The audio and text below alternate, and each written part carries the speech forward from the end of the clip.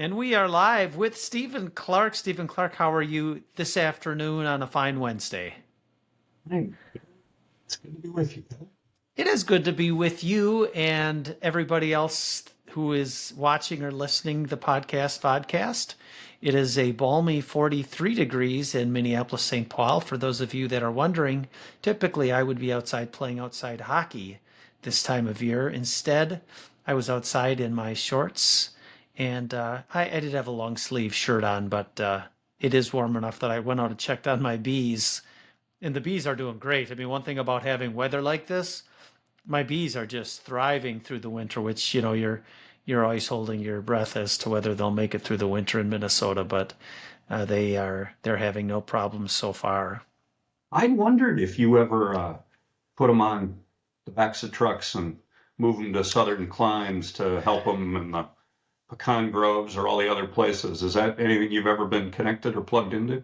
You know what? I know people who do it, and I'm aware of it, but I don't have enough. I don't have the number of hives that I'm Mm-hmm. I'm doing it, and I have about a 50% survival rate, and so I am able to keep about half of the hives living through the Minnesota winter, even when it's harsh, and um and so it'd be better to send them to California or Georgia or wherever, and they make money. I mean, that's a beekeepers make good money putting their bees on trucks and going and pollinating for those huge farms in the west and in the south. But I just don't have the number of bees. And that's another full time job that I just don't. This is As long as my bees make enough honey for me for my coffee and tea, I'm a happy person. Call it good. Call it Yeah. good. Yeah. So you were at the state of Minnesota this last week. Spent three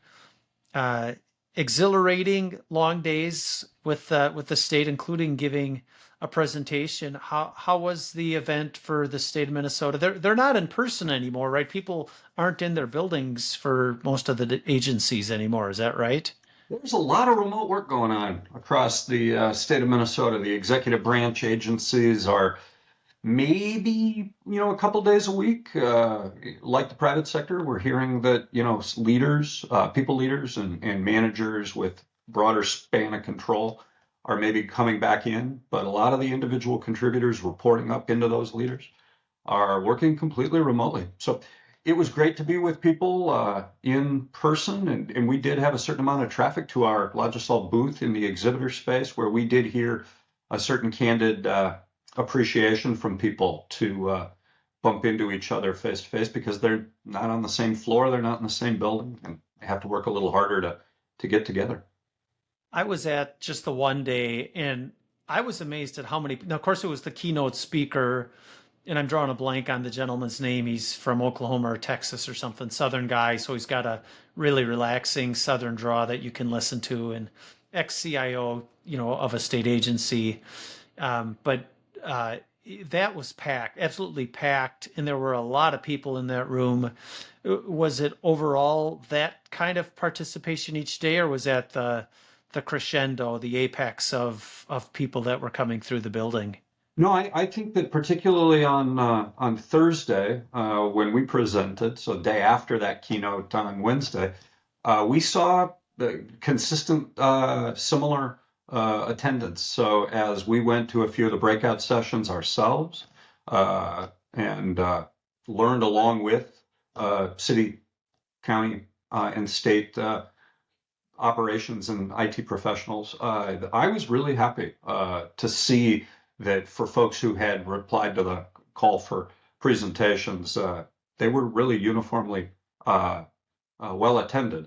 So I don't think people were parachuting in just for the signature marquee, large room keynotes and then leaving, which is great. Makes it worth everybody's time to, as service providers and vendors, do all the things we do. The booths are meaningful, allow for extended conversations, both amongst other service providers as well as we talked to some directors of IT from cities and counties and comparable leaders from within state agencies, and then a fair number of their individual contributor employees. So there's something for lots of different people, regardless of your role and amount of time in where you are in your professional career.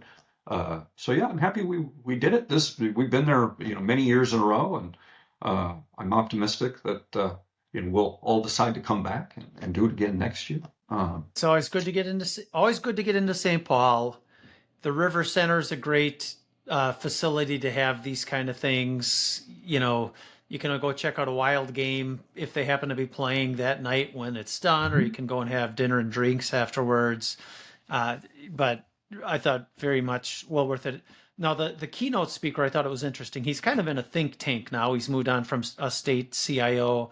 He's now in a think tank. And really, the message I got from him was states are really pretty good about adopting early technology, but the challenge is making sure that they're linking the technology with business objectives and implementing that quick enough so that they're not falling behind in the bigger picture as the technology is being adopted by the marketplace. So did you get that same primary goal of the speech? Is that what you got from Yeah, that? that really stood out to me as well. I think we probably are in agreement.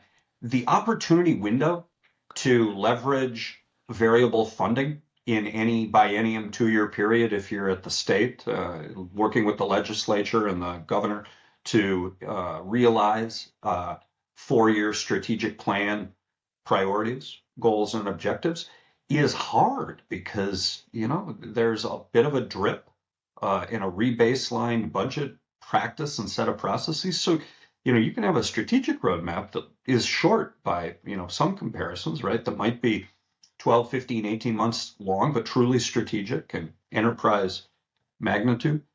But if you don't show in quarter progress, the likelihood of being able to, credibly come back and get extended, renewed, or broader funding from different sources than you originally got can make it a fragile sort of long-term, long in air quotes, strategic circumstance to succeed at. So I think the more we can learn from the folks doing that sort of delivery and then help them benefit from private sector practices that we have with our other clients, it's just a great meeting of minds. And he was a good reinforcer of the need to pay attention to those things. Once you start ignoring those pressures or thinking that you're good for a longer period of time, your infrastructure gets stale, it gets brittle. The paradigms for how to be cloud supported and cloud native get so far ahead of where you are that now the sunk costs to try to migrate off those things are cumulatively larger than if you had just stayed running, not sprinting, but that you didn't stop and walk. So I was not familiar with him and have done a little bit of bookmarking. His civic marketplace, the private-public collaboration that his group is advocating on a nationwide basis for e-procurement standardization with state governments, county governments, and cities in mind, I think will be something for us to monitor and follow. If not, look into, boy, are there chances to participate in that sort of thing. Huh, cool. Never say never. No, yeah, for sure. No, and you were a keynote speaker one of the days, on I guess it was the last day. And were you talking? You were talking about business architecture, or what were you talking about? Because I ended Yeah. up not being able to attend on that. Yeah, thank you. No, it's a good, nice question. Great invitation. We talked about the intersection between organizational, operational transformation at the highest level from a strategic perspective and the way that it's intersecting when you go to try to deliver collections of projects or programs to realize those strategic needs.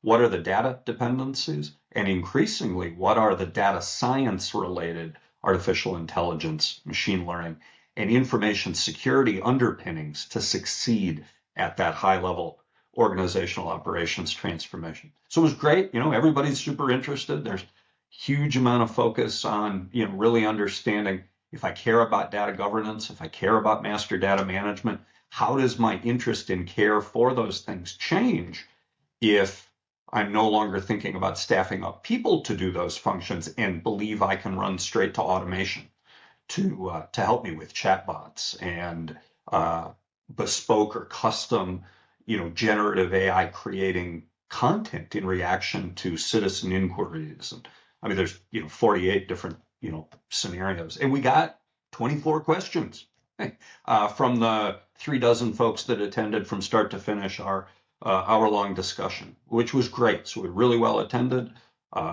good representation from a wide variety of the Shared Services Minute, which is Minnesota IT, as well as agencies like Department of Labor and DEED and Department of Corrections, and then a bunch of cities and counties. So our friends at Washington County and Ramsey County, Hennepin and Carver counties. So the room was a really interesting cross section. Kelly, I think part of what we love is we're interested to share our perspective, but to learn as much from the conversation that we facilitate with that set of invitees. So we had some great chances to listen to some cross-table conversation between, folks who had come to, hear what we had to say, but really then began to engage with each other, which, gives me goosebumps. That's a sign of an hour well spent. Yeah, it was good. Yeah. I was doing the exact same thing. I couldn't make the presentation because I was talking with health partners about data.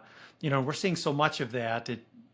So a discussion about data, how UiPath, RPA, artificial intelligence, machine learning can help with the automation of operations. And so that's where I was while you were giving that same presentation. It sounds like about the same, the It's a same lot kind of of there's things. just a lot of demand for, Yeah. what should we be focused on?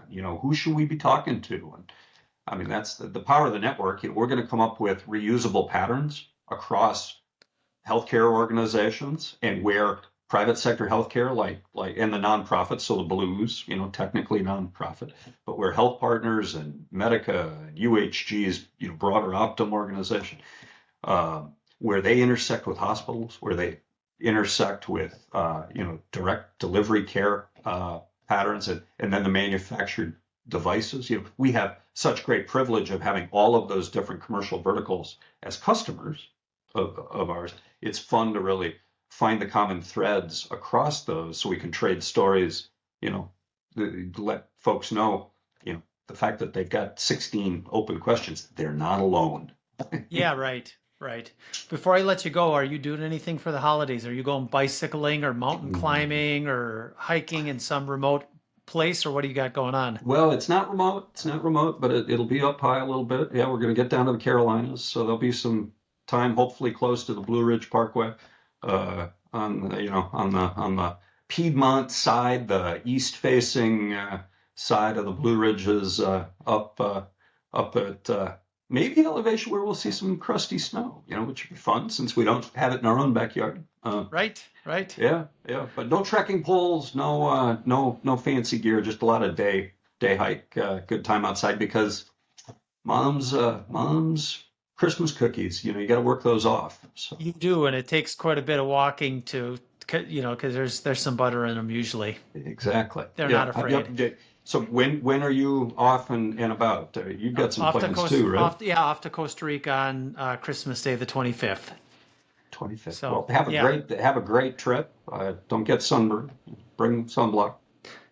fly fishing in the Rio Negro, which separates Wow. Nicaragua from Costa Rica, a jungle wilderness area, lots of caiman. Jaguars come down there, hard to, very rare to see them. Wow. Monkeys, all those kind of things. It's Yeah. one of the only places on the globe where you get a freshwater tarpon fishery because those tarpon come from the Caribbean up Yeah. through the Rio Negro system into Lake Nicaragua. So we'll fly fish for a couple days and then we'll be off to the Pacific coast for some relaxation. Flat bottom boats? Like, are you on shore It'll and be you're flat. working No, waders or? no. It'll be flat bottom boats, and Yeah.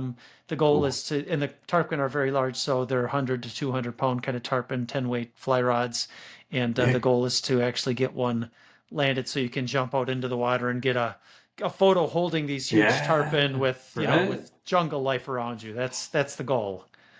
Well, So sounds awesome. It'll be yeah. a good time. Wow.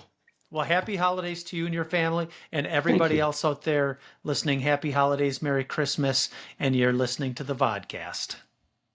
Thanks, Stephen. Thanks, Kelly.